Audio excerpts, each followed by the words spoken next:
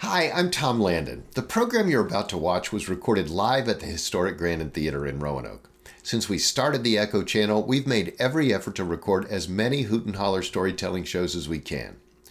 If you appreciate seeing programs like this one and the fact that we make them available online and on demand to a global audience, I hope you'll consider supporting Blue Ridge PBS by becoming a member.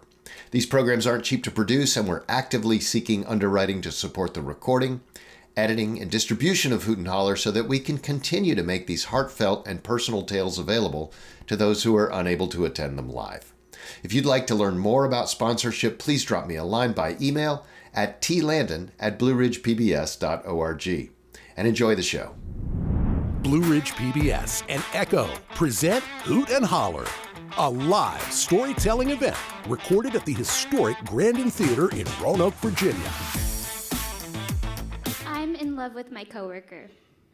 She's impossibly tall and enormously round, and she has this incredible ability to fill the room and make you look at her. My coworker is a dome. Her face is a vast, meshy screen whose image is defined by two projectors who each form half the image that meet in the middle to make the whole. I love that kind of unity. I've spent a year getting to know this face and the room it occupies since being named director of the Eye Planetarium at the Science Museum of Western Virginia. Most of the time, I just call it the Eye because it's all-encompassing. The dome, the theater, and the dark control room where I can see all of it. The secret is, that's the best seat in the house.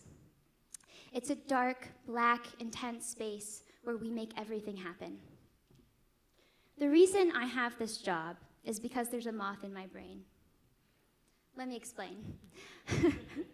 I'm not an astrophysicist or any kind of certified scientist. On paper, I have no business working for the Science Museum. I'm a formally trained poet and essayist, which basically means I am deeply interested and in love with many things I'm not an expert in.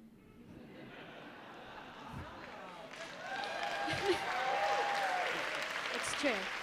It's true. 5 years ago, during my MFA, the Lymantria dispar flew into my brain, and to deal with it, I pinned her down in a poem.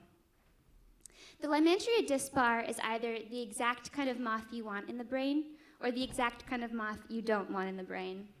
She's now called the spongy moth, but she'll probably go down in history as the gypsy moth.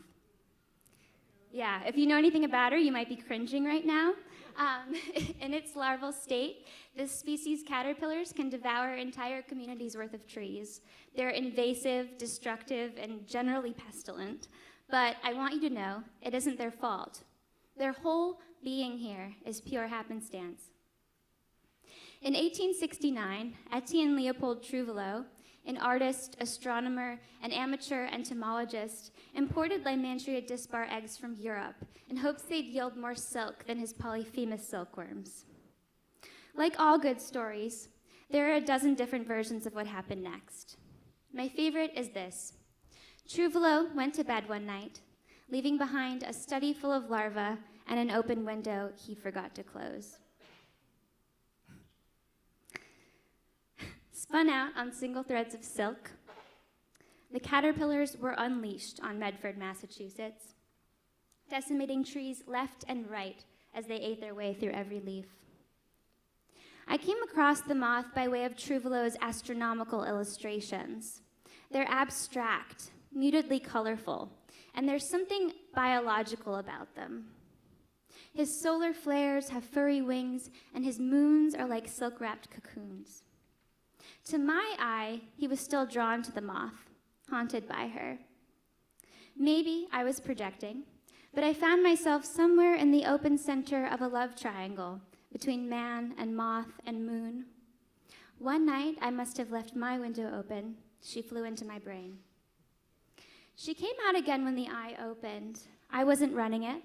I was the director of operations, overseeing all kinds of internal and external aspects of the museum. There was plenty of customer service involved, only it wasn't the kind that satisfied me spiritually. Not even the time a visitor claimed to exercise me, that's exercise with an O. I guess she was too busy offering her services to have any need for mine.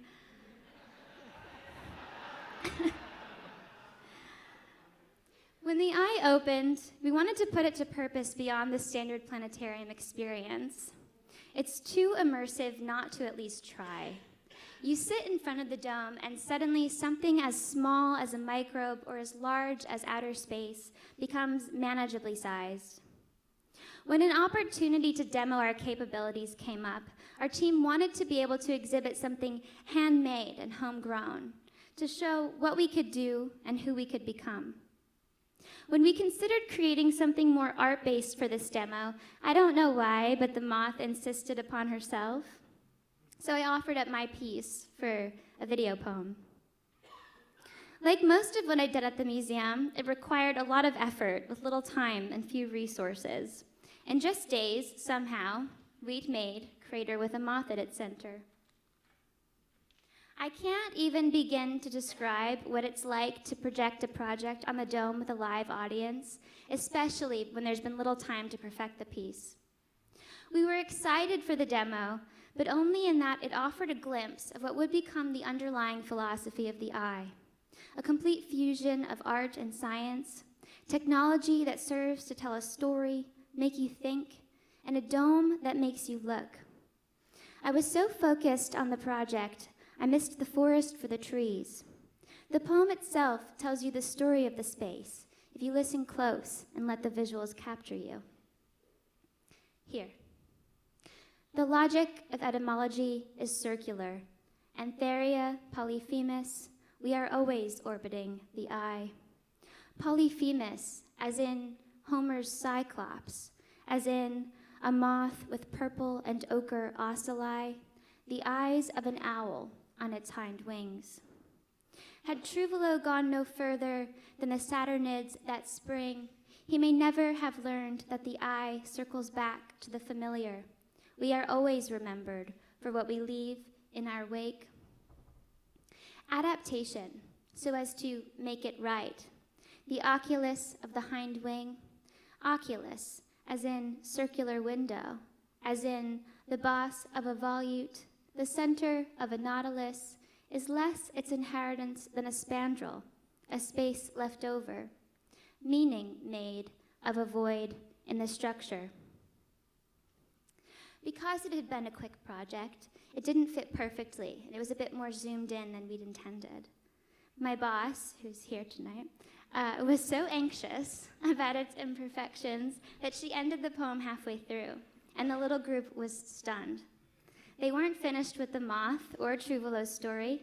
They weren't bothered at all by the zoom. They had moths in their minds, and they were struck with her, as interested in the poem as the picture. I hadn't expected to talk about it, but there I was, explaining the story of the moth who had been fluttering around in my brain and my relationship to the project and the Eye. There could be no better introduction to our budding creative studio. They understood its potential. If the first 3 minutes of a 6.5-minute poem could cause them to fall in love with America's most hated moth, the Eye could capture anything. It was also the best introduction of myself I could offer both my colleagues and members of the community who hadn't really seen inside my mind or understood the way my heart is full of moths and other artifacts. I have to tell you about this moment because the past year of my life has hinged upon it.